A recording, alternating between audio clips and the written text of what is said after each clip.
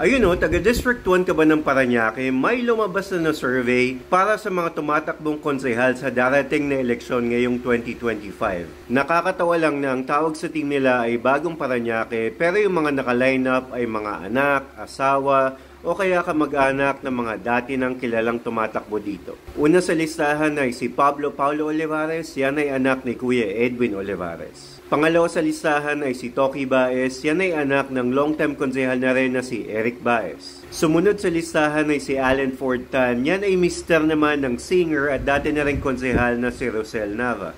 Next ay si Brillante Insyong, kilala din silang matagal nang tumatakbo dito at siya ay dating performer sa showbiz. Andyan din si Guada Goles, isa lang sa napakaraming goles na meron ngayon sa politika. Huwag natin kalimutan syempre si Abby Viduya o mas kilala bilang Priscilla Elmeda.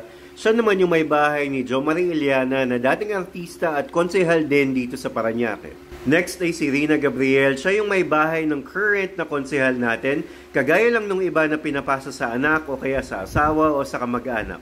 Last dyan dun sa list ay si George Marquez, yan ay anak ni Joey Marquez na dating mayor at half-brother naman ng current term limited na konsehal na si Vandolph Quezon na artista din dati. Ngayon, kung naghahanap kayo ng alternatibo dito sa Parañaque, kung umay na kayo sa mga artista o sa mga kamag-anak o mga asawa ng mga dati ng traditional politician dito, magpapakilala lang po ako si Eric Martinez, tumatakbo din bilang konsehal dito sa District 1 ng Parañaque. Ilalagay ko dyan yung aking plataforma, sana po makonsider nyo. Sana pakikwento nyo na merong isang independent, na merong isang walang makinarya, walang milyones, na naglalakas ng loob na sumabak dito sa ating politika. Salamat po!